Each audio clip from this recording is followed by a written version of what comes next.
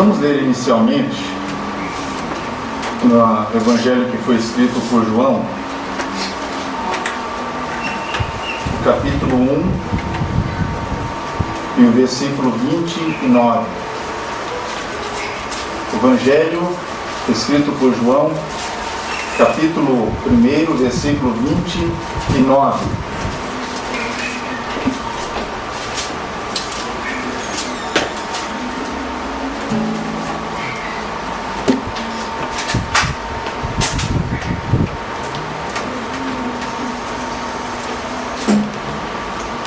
Nós lemos assim nas Escrituras: no dia seguinte, João viu a Jesus que vinha para ele. Ele disse, eis o Cordeiro de Deus que tira o pecado do mundo. No dia seguinte, João viu a Jesus que vinha para ele e disse, eis o Cordeiro de Deus que tira o pecado do mundo. Nós estamos certos que o Senhor Deus vai abençoar a sua palavra que nós temos lido. A nossa oração é que Ele nos conceda sabedoria para apreciar nesta noite a sua palavra. Amém. A declaração que João Batista havia feito neste instante foi uma declaração que mexeu com os discípulos de João. Tanto é que no dia seguinte, quando o Senhor Jesus novamente passou por ali e João apontou novamente o Senhor Jesus como o Cordeiro de Deus, nós vemos que dois daqueles discípulos foram atrás do Senhor Jesus Cristo, permaneceram com ele aquela tarde e tiveram o privilégio de conhecer pessoalmente o Senhor Jesus Cristo como o Cordeiro de Deus que tira o pecado. E naquela tarde que eles estiveram com o Senhor Jesus, eles tiveram as suas vidas transformadas. Tanto é que André, depois, chegando-se para Simão Pedro, disse, encontramos o Messias. E também o outro discípulo também é o mesmo. No passado, antes do Senhor Jesus Cristo vir ao mundo, nós temos algumas ocorrências da palavra Cordeiro, aos quais eram uma figura do Senhor Jesus Cristo, e nós vamos olhar para algumas delas nesta noite, até chegarmos aqui na pessoa do Senhor Jesus Cristo. Eu gostaria que nós olhássemos primeiramente para o livro de Gênesis,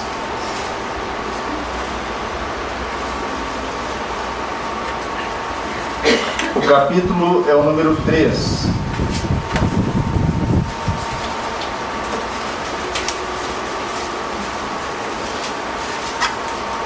Gênesis capítulo 3, versículo de número 21. Fez o Senhor Deus vestimenta de peles para Adão e sua mulher, e os vestiu. Na verdade, nós não sabemos, a palavra de Deus não nos diz qual foi o animal que o Senhor imolou para tirar a pele e fazer vestimentas para Adão e Eva. Mas a maioria dos expositores creem que foi justamente um cordeiro. E isso está baseado no fato de que nós lemos no capítulo seguinte que Abel se tornou pastor de ovelhas. E se tornou pastor de ovelhas justamente porque ele entendeu que era impossível chegar diante de Deus sem derramamento de sangue.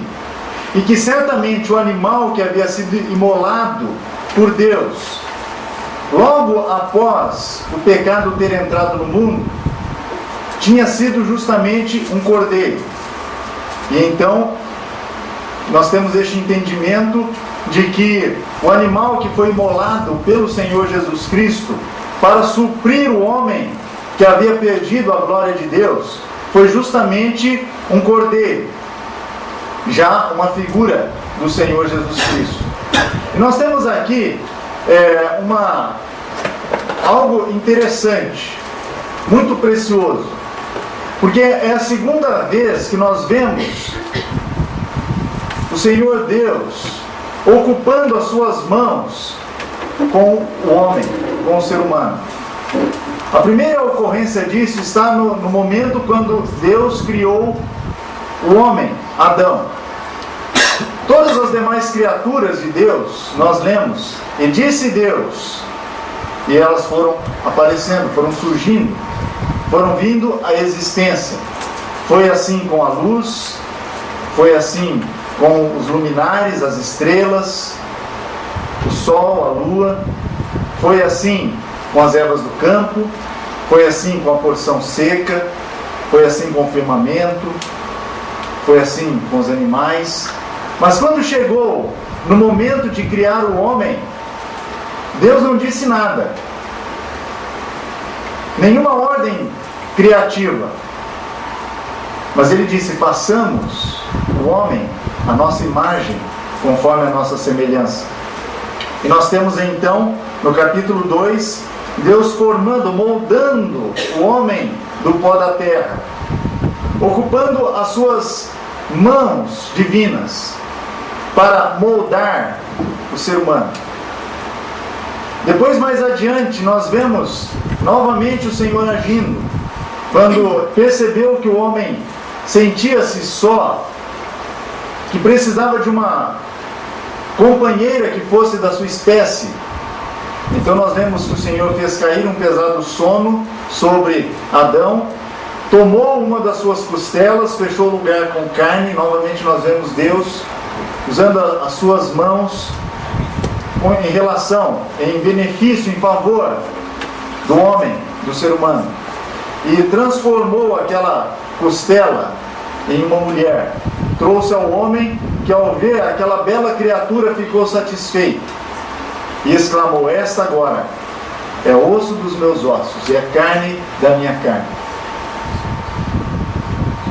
Algum tempo se passou, não sabemos exatamente quanto tempo, se foram algumas semanas, se foram meses, se foram anos, a Bíblia não nos diz.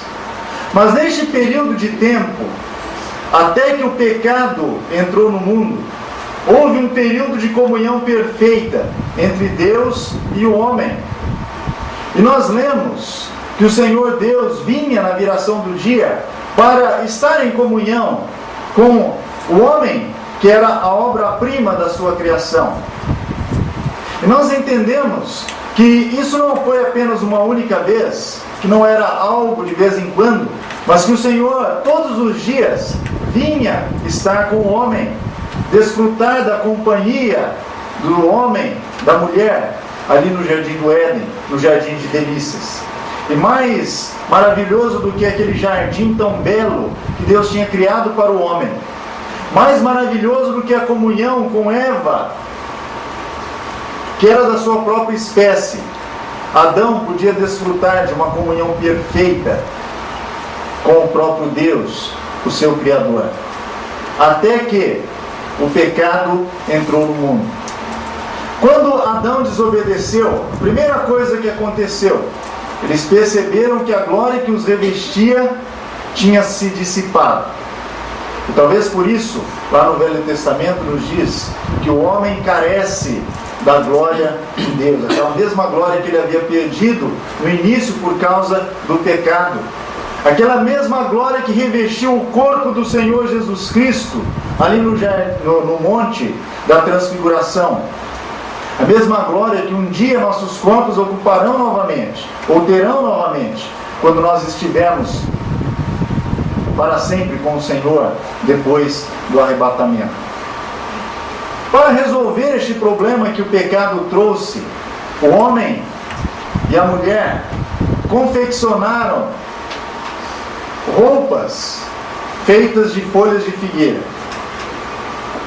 Algo que não poderia absolutamente resolver o problema do pecado e nem mesmo paliativamente poderia ajudá-los.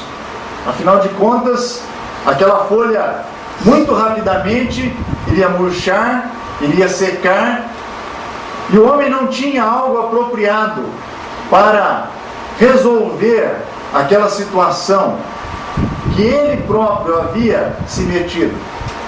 o pecado. E então nós vemos novamente a intervenção de Deus. Primeiro, vindo ao encontro do homem, quando já sabia que este havia pecado. Depois, ocupando novamente as suas santas mãos, para imolar um cordeiro, tirar a pele daquele animal e produzir vestimentas para o homem e a sua mulher. E aqui nós temos uma menção também, a primeira menção do cordeiro. E aqui nós vemos o cordeiro cobrindo a nudez do ser humano, o resultado do pecado. No capítulo seguinte nós lemos, conforme já mencionamos, que Abel tornou-se pastor de ovelhas. E nós lemos no versículo 3 que ao cabo de dias trouxe Caim do fruto da terra uma oferta ao Senhor. Abel também trouxe dos primogênitos das suas ovelhas e da sua gordura. E veja o que diz o final deste versículo: agradou-se o Senhor de Abel e da sua oferta, ao passo que de Caim e da sua oferta não se agradou, e irou-se Caim. Agora, por que será que o Senhor se agradou de Abel, daquele cordeiro que ele tinha apresentado ao Senhor, e não se agradou de Caim, que trouxe do fruto da terra uma oferta ao Senhor? Em primeiro lugar, nós devemos entender que a partir do pecado havia uma nova forma de se relacionar com Deus.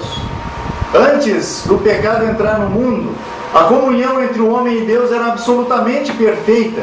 Não havia nada que pudesse atrapalhar, não havia nada que pudesse danificar, que pudesse diminuir a comunhão que o homem tinha com a pessoa de Deus. Mas agora, uma vez que o pecado entrou, o homem não podia aproximar-se de Deus se ele não trouxesse uma vítima que morresse no seu lugar.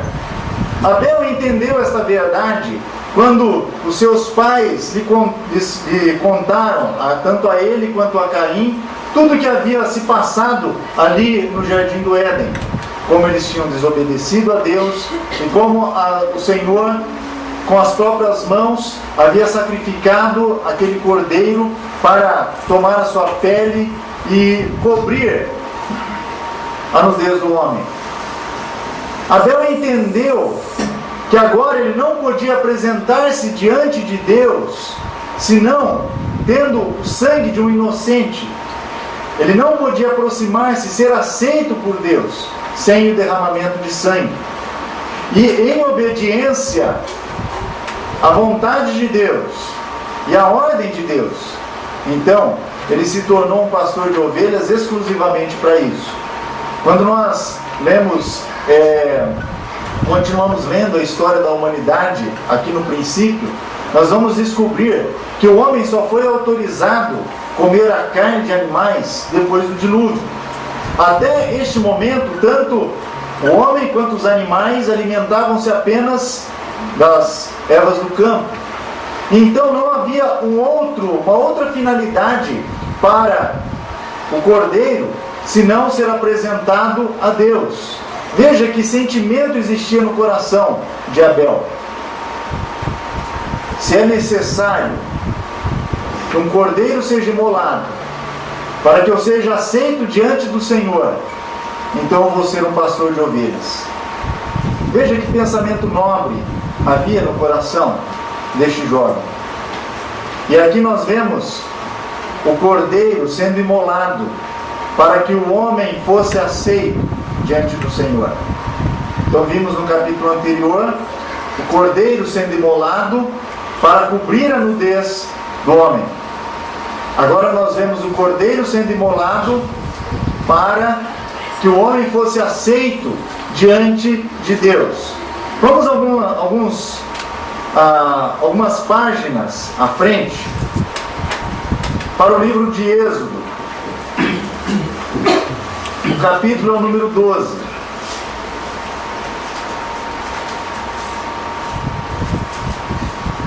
Nós vamos ler o versículo 3, primeiramente. Êxodo capítulo 12 e o versículo de número 3.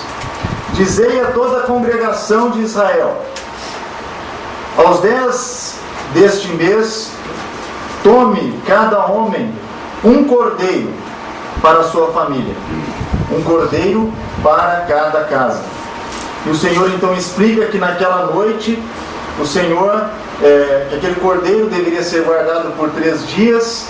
Ao crepúsculo do 3º dia, aquele cordeiro seria imolado, o seu sangue seria tomado numa bacia, a carne deste cordeiro seria queimada, seria assada.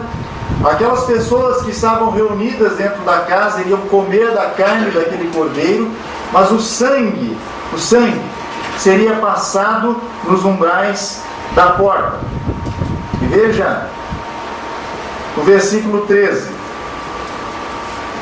O sangue vos será por sinal nas casas em que estiverdes. Vendo o sangue, passarei por cima de vós, e não haverá entre vós praga destruidora, quando eu ferir a terra do Egito. Naquela noite que o Senhor Deus libertou Israel do jugo egípcio, o Senhor enviou um anjo destruidor que passou pela terra do Egito. E toda casa onde não havia o sangue aplicado na porta, o anjo destruidor entrou e destruiu, matou o primogênito. Mas aqueles que foram obedientes à ordem do Senhor, que mataram o cordeiro, que tomaram o sangue numa bacia, que passaram o sangue do cordeiro nas portas, então nós vemos que quando o anjo destruidor passasse sobre aquela casa e visse o sangue que for aplicado ali, ele não entraria e não haveria naquela casa destruição. Quando durante a madrugada houve aquele alvoroço entre a nação egípcia, quando eles acordaram de madrugada e cada um encontrou o seu primogênito morto, aqueles que estavam abrigados sob o sangue do cordeiro estavam protegidos e não houve ali praga destruidora. E nós vemos aqui então que o cordeiro sacrificado aqui protegia o primogênito, livrava da morte, livrava de perder a vida. E assim depois nós vemos os sacrifícios que foram instituídos ao povo de Israel e que foram durante longos períodos praticados para que o povo pudesse ser aceito diante do Senhor. E nós vemos a repetição destes sacrifícios até chegar no momento quando nós temos lido que o Senhor Jesus Cristo não apenas nasceu neste mundo, mas Ele cresceu, iniciou o seu ministério público aos 30 anos de idade, e agora, quando Ele passa diante de João Batista, então João lhe diz: eis o Cordeiro de Deus, que tira o pecado do mundo. Todos esses cordeiros que nós temos lido, que nós temos mencionado nesta noite, faziam menção, era uma figura, uma sombra da pessoa bendita do Senhor Jesus Cristo, o nosso Salvador. Mas apenas o Senhor Jesus, Ele próprio, pessoalmente, poderia tirar o pecado. Nós vimos que lá em Gênesis capítulo 3, o sacrifício do cordeiro cobriu a nudez que o pecado trouxe. Nós vimos que no capítulo seguinte, através da oferta de Abel, o cordeiro imolado permitia o acesso do homem à presença divina. Nós vimos aqui em Êxodo capítulo 12 que o sacrifício do cordeiro livrou o primogênito da destruição, da morte. Mas aqui, no Evangelho de João, onde nós temos lido, nós vemos que o Cordeiro de Deus, que é o próprio Senhor Jesus, Ele não apenas vai cobrir a nudez do pecado, Ele não apenas vai permitir o acesso do homem à presença de Deus, ele não apenas vai livrar aquele que está protegido debaixo do seu sangue da destruição eterna, da morte eterna, mas ele vai tirar o pecado daquele que confia nele como Salvador. Os outros sacrifícios que foram realizados no passado, eles podiam no máximo cobrir o pecado, ocultar da vista de Deus o pecado que havia sido praticado. E nós temos uma figura muito clara disso quando o sacerdote, quando o sumo sacerdote, uma vez por ano, entrava com o sangue do animal no Santo dos Santos. Estava ali dentro do lugar santíssimo a Arca da Aliança. Sobre a Arca da Aliança estava o propiciatório, que era a tampa desta arca, que tinha 2 querubins, um de cada lado, com os rostos voltados para dentro daquela tampa, daquele propiciatório. E o sumo sacerdote, com o sangue, chegava com o sangue e derramava, aplicava o sangue exatamente ali, sobre a tampa do propiciatório, derramando diante da vista daqueles 2 querubins. E por figura, nós entendemos que, desta forma, Deus estava olhando o pecador através daquele sangue, que também era uma figura do sangue do Senhor Jesus Cristo, que fora ou que seria derramado pelos nossos pecados. O Senhor Deus, olhando para o ser humano através do sangue derramado. Mas ainda, neste momento, o pecado do ser humano não podia ser tirado. Apenas encoberto, lançado para fora da vista de Deus, no lugar onde o Senhor não veria com facilidade. Mas a partir deste momento, vindo o Cordeiro de Deus, então, o homem não tem apenas o seu pecado coberto, mas ele tem o seu pecado tirado. Eis o Cordeiro de Deus, que tira o pecado do mundo. Todo mundo poderia ser salvo se todo mundo recebesse o Senhor Jesus como Salvador. Mas apenas aqueles que entendem esta verdade, aqueles que compreendem que são pecadores, que estão perdidos, que estão debaixo da ira divina e que um dia vão enfrentar a vingança de Deus, que serão lançados na perdição eterna. Apenas aqueles que entendem que esta é a sua situação e que se voltam para o Senhor Jesus, que aceitam Ele como Salvador, que a semelhança de André, de Simão, acolhem, recebem o Senhor Jesus como Salvador. Apenas estes podem ter seus pecados perdoados. Agora, uma coisa muito impressionante que nós vemos na palavra de Deus também em relação ao Senhor Jesus Cristo está no livro de Apocalipse.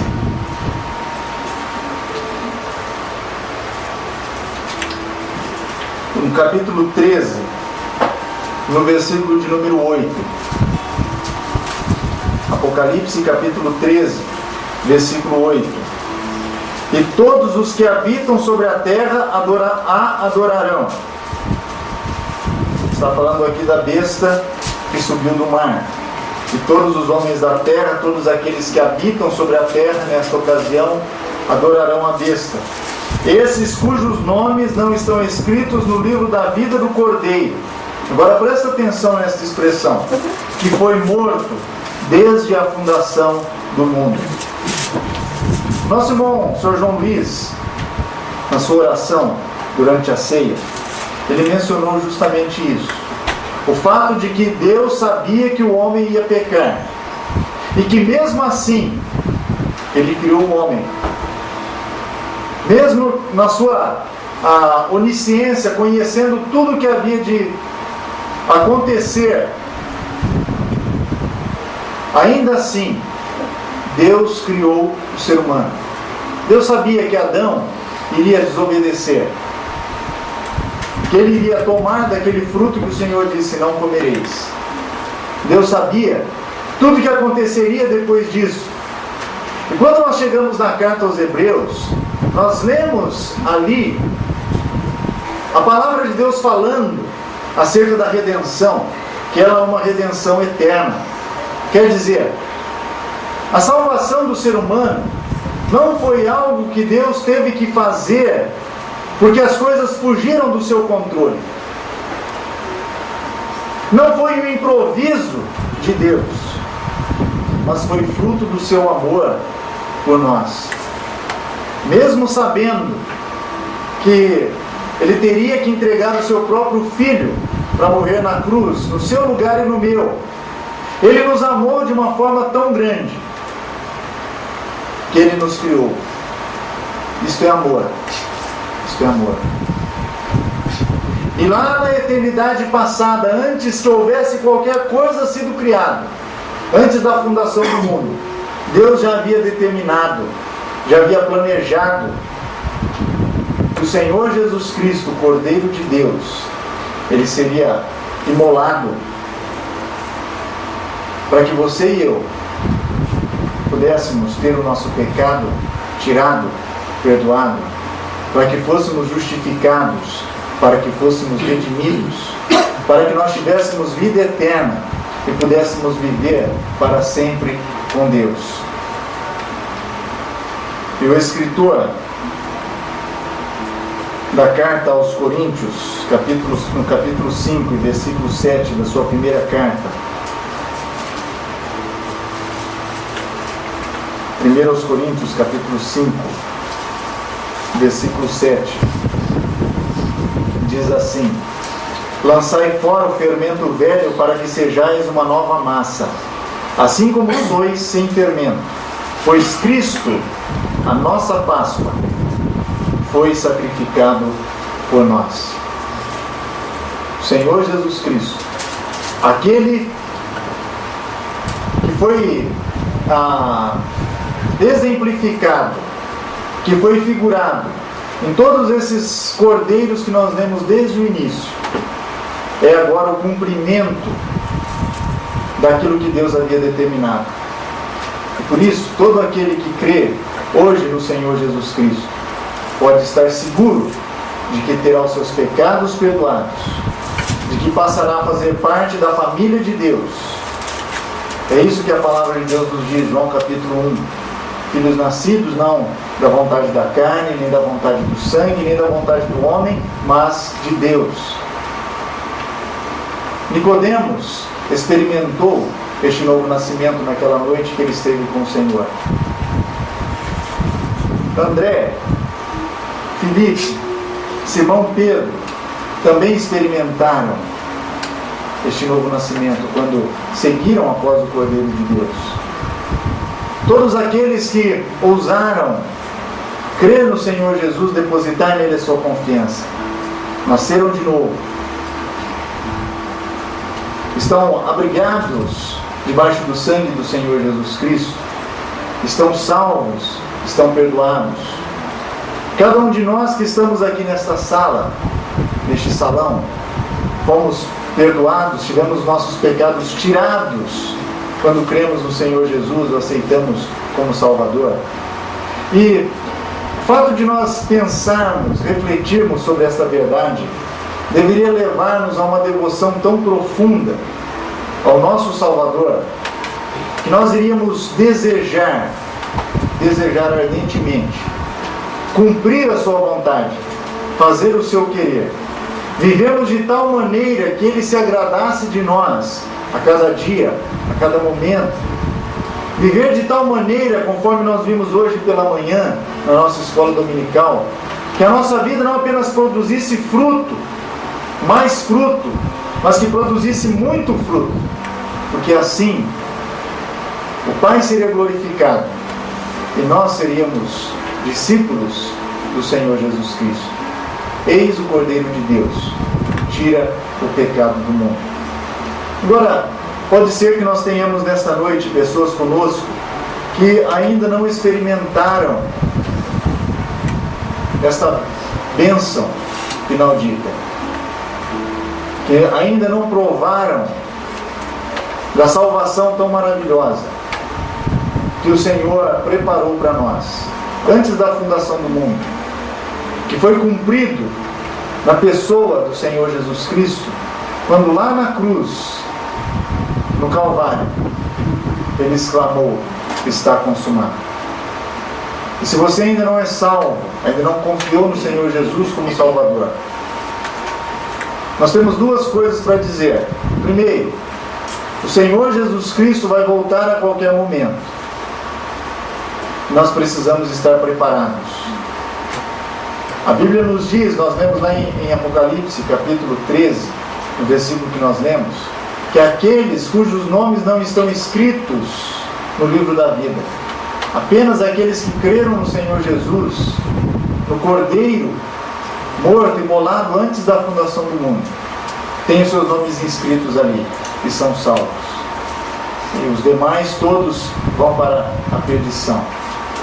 Então, a primeira verdade que nós queremos que você reflita: aqueles que ainda não têm o Senhor Jesus como Salvador devem se preparar, pois o Senhor Jesus está voltando e nós cremos que a sua volta se dará brevemente. Segundo lugar, se você crê no Senhor Jesus como Salvador, você vai sair daqui nesta noite transformado pelo poder de Deus, transformado pelo poder do Senhor Jesus Cristo, que vai perdoar os seus pecados, que vai te transformar em filho de Deus, que vai te livrar da perdição eterna, escrever o seu nome no livro da vida, e que quando vier na sua glória para arrebatar a sua igreja, vai levar você juntamente conosco para a glória celestial. O Senhor nos abençoe e o seu Espírito complete a sua palavra em nossos corações. Amém. Amém.